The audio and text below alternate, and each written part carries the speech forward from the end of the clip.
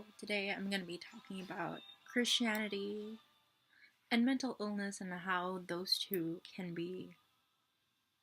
kind of oppose each other but also can work together in harmony. It does happen where like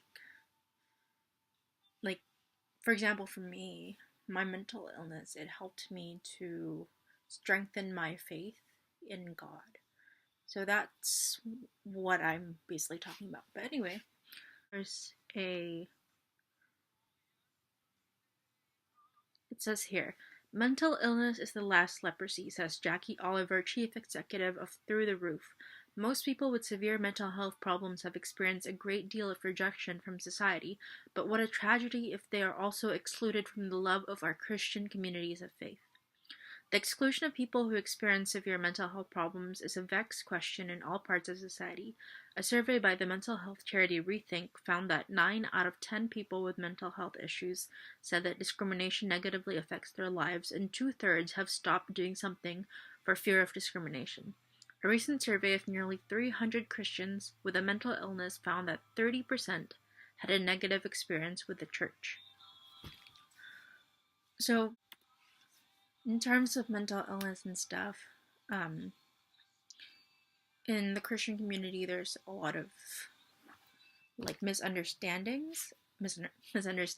and sort of misconceptions about mental illness, and it's really dangerous to be in certain churches and have a mental illness because they preach things like, oh, stop taking medication and start, relying on God, and it really can traumatize someone. Personally, I haven't been affected as much as other people. Well, in terms of me, I was born and then baptized Catholic. So, and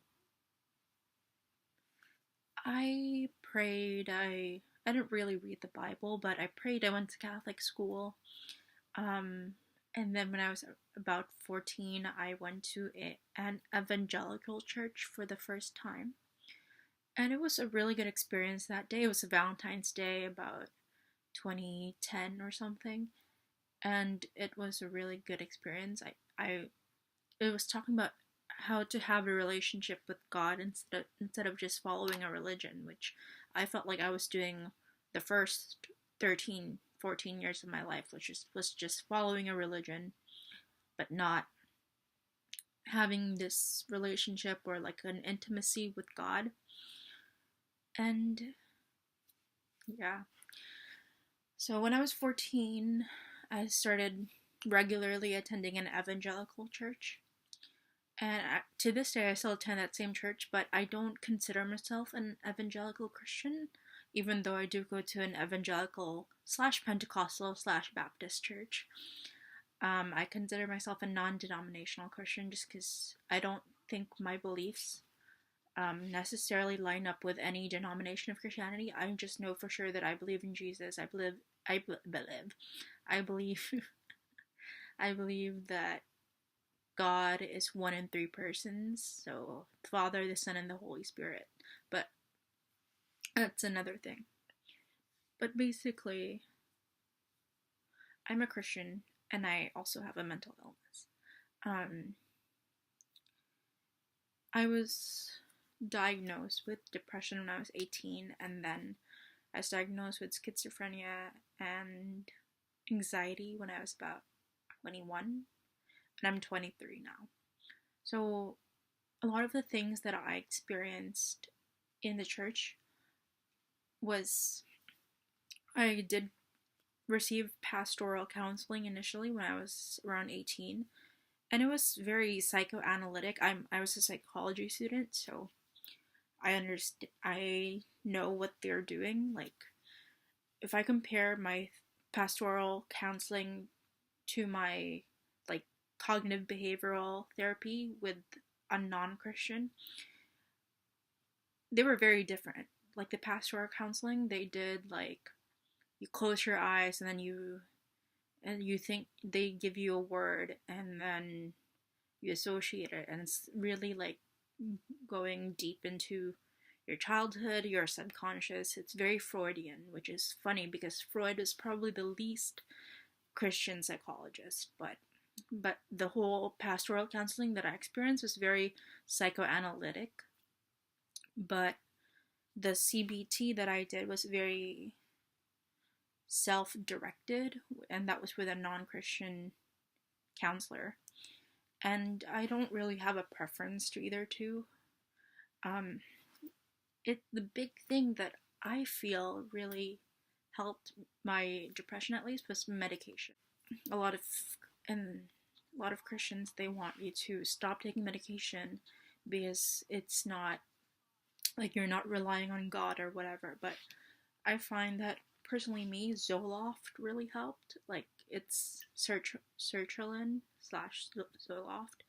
Prozac didn't help me at all, but sertraline was pretty good. And right now, I don't really do any counseling or therapy. I have a psychiatrist that I meet with like maybe once every 3 months, and she just checks up on me and she asks how's my, hearing voices through because of schizophrenia and all those things, and she just gives me a prescription, and then I go. I don't do like regular once a week therapy sessions anymore. Yeah. So the big thing is like when somebody tells you that you're like you should stop taking medication and start relying on God, it kind of invalidates your experience as a person with mental illness. And also in terms of schizophrenia and hearing voices, when someone tells you, oh, it's the voice of the devil, it kind of, because I do, in a sense, sometimes I believe that the voices I hear are coming from the enemy, which is what, Christians call Satan. But sometimes I believe it's just a chemical imbalance, and sometimes I believe it's like me experiencing telepathy. But I don't know, to this day, I'm still not sure where the voices are coming from. I just know they're very negative and they're very anxiety inducing. Like when I hear the voices, I hear like things like, oh, you're stupid, you're ugly, like things like that. And it really makes me anxious. And it would make sense that it is coming from the devil or the enemy because they're negative things. But then sometimes they say positive things. But my pastor insists that it's from the devil, and the way to fix it is to rely more on God. And I don't know, I mean, I've been reading the Bible, praying, doing all these things, and I still hear voices. And I mean, depression is all good. Like my depression has pretty much vanished. I do get those days where I'm like kind of sad, but for no reason. But other than that, I'm fine with, I feel like my depression is in remission. But thing that I don't, like anxiety, I still experience, and as schizophrenia slash psychosis, I definitely still experience.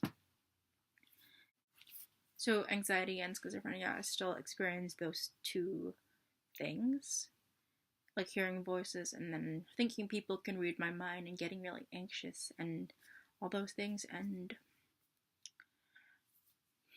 I don't know, like it really depends on your beliefs, but I feel like Christianity and mental illness are kind of well, there's a difference between like hearing the voice of God and hearing like negative voices. So it's like I just hope and pray that Christians or Christian churches start to treat mental illness more as a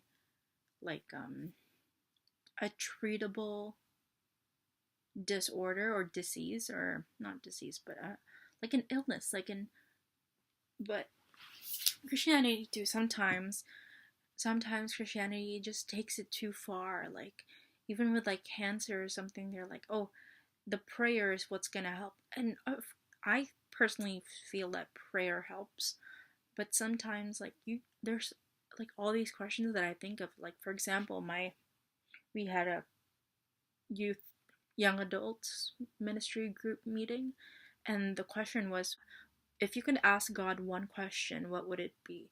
And for me, it's like, why do kids get cancer? Why do why do bad things happen to good people? Like all these things, and like praying about certain things, like let's say instead of, there's like Christian Scientists, right? Like what if they're like, I pray like I pray for that person to heal, but then they die anyway. And it's like you have to put in the work. It's not just praying. Like if you want, like if you have a mental illness, like if like and the doctor recommends for you to take medication, but instead of taking medication, you just disregard the medication and you just pray. Yeah, for some people that might work, but for other people, they still experience symptoms no matter how hard or how much they pray. They like me, for example, they just don't experience the healing that they crave or want, because there's like I don't think there's anything wrong with taking medication personally, and my psychiatric nurse told me that not ideally, but most likely I'm gonna have to take medication for the rest of my life, and I'm fine with that, because like if a diabetic person needs their insulin, they're obviously gonna use it, right? And it's not a very it's a great act of faith when you stop taking medication and you just rely on prayer.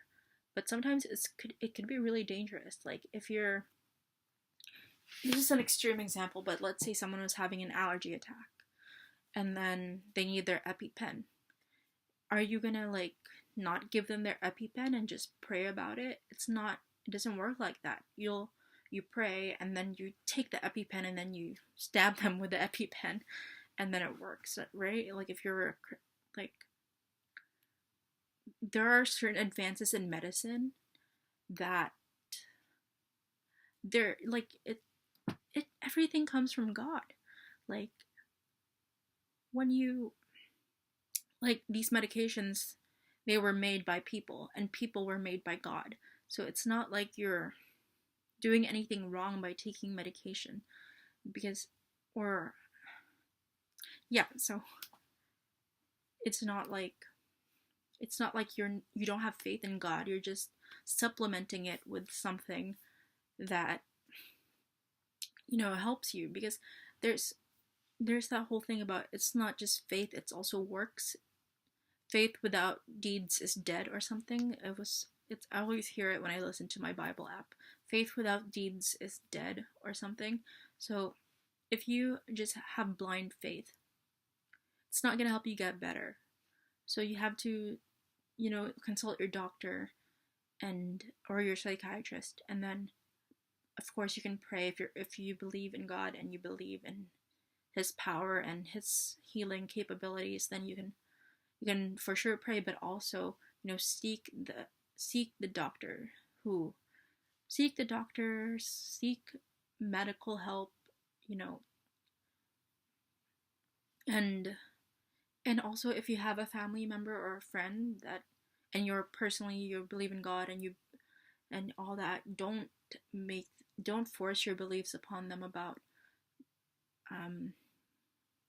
not relying on medication, because it might harm them in the long run. So yeah, that's about it.